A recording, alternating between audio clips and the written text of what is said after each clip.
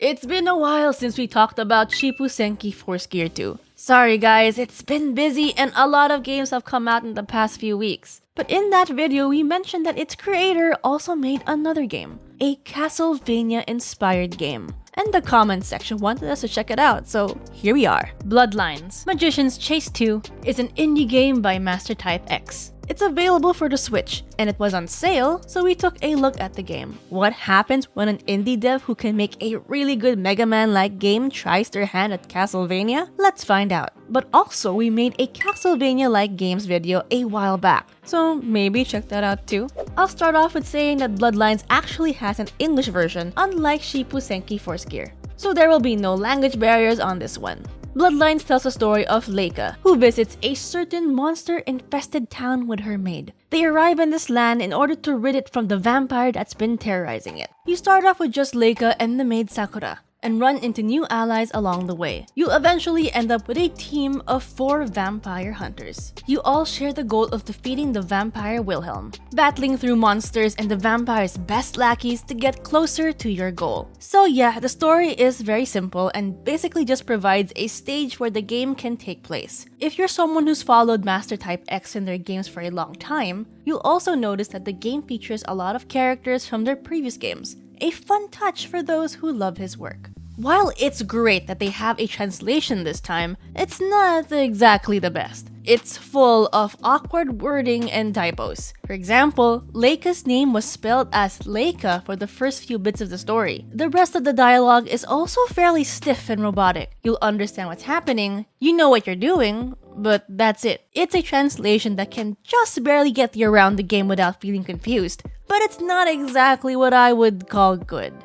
Now moving on to the gameplay portion. Having played Shippuu Senki Force Gear 2, I actually had a lot of good expectations coming into this one, especially since Bloodlines is both translated and actually costs money. Because, in case you forgot or didn't watch that video, Shippuu Senki Force Gear 2 was completely free, or pay what you want, accurately speaking. However, this one, at least to me, feels like a downgrade compared to Shippuu Senki Force Gear 2. But before we get to the bad, let's see what it does well. Translations is a good thing, but again, it's not that good of a job. Voice lines for the characters is a nice touch.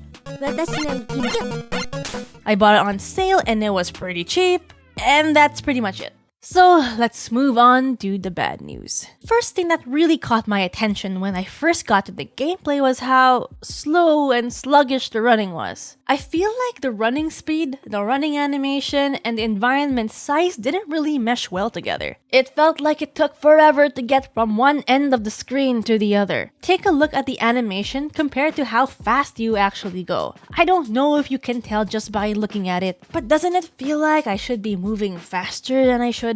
You could argue that some Castlevanias also felt a little slow when you're just moving normally, and that you can just spam dashes to compensate like a lot of people would with, let's say, Symphony of the Night. But walking wasn't the only thing that felt a little sluggish and heavy with movement. Jumps felt incredibly heavy as well. You can kind of see it in the platforming portions where moving sideways in the air felt super sluggish, which is a stark contrast to Shippuu Senki's jumps, which felt great, and maybe even OP platforming wise if you upgraded enough. Then there's the enemies. I can't really tell if the enemies were too easy or too hard. On the one hand, the enemies are fairly simple and easy to deal with. They usually die in a few hits, and their attack patterns are fairly predictable. But on the other hand, certain enemies were placed on the map in such a way that it made it incredibly difficult to hit them, given the mobility or lack thereof of certain characters. I'd be trying to climb a rope to hit an enemy just to be constantly knocked out of it by an enemy's attack pattern. Bosses, on the other hand, can be total pushovers if you have the right sub-weapons. Sub-weapons are items that you can pick up as you go through a level, and some weapons can deal crazy DPS on a boss. If you're lucky, it can be over in seconds. Watch.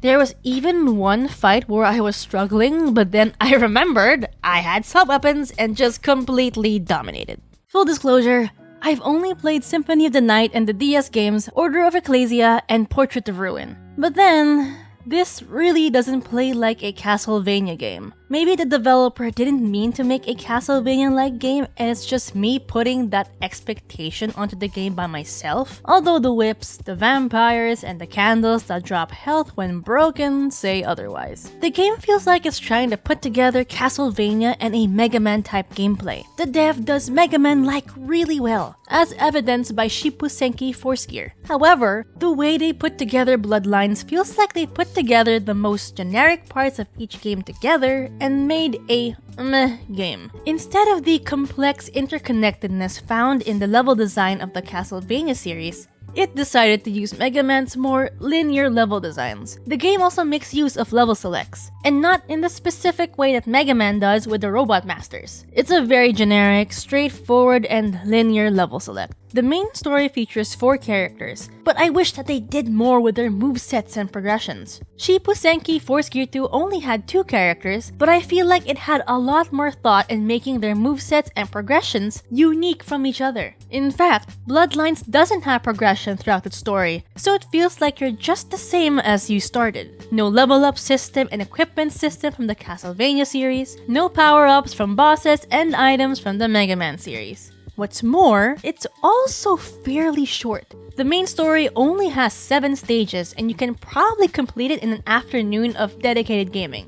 It unlocks a challenge mode after you complete the main story, but with all that I've said above, I didn't really feel the need to dig into that mode too deep. I really wanted this to be a hidden gem like how Shippuu Senki Force Gear 2 was, but it seems like this one might be outside of the dev's comfort zone. They tried to put together Castlevania and Mega Man, an idea that sounds like it would spawn some really interesting work, but couldn't quite nail the execution.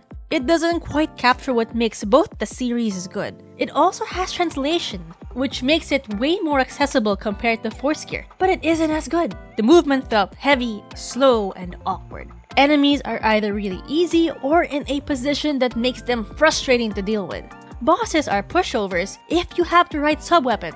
On top of that, it cost $12 for a game with less compared to the dev's previous, much more polished, fun work, Shippuu Senki Force Gear 2, which is a pay whatever you want. Again, we wish this was something we could have recommended to you all, but sadly it's not. However, instead of ending on a disappointing note, we again recommend checking Shippuu Senki Force Gear 2 out. It's such a fun game. If you're a Mega Man fan, we doubly recommend it. If you haven't yet, check out our video on it. We'll link it in the description.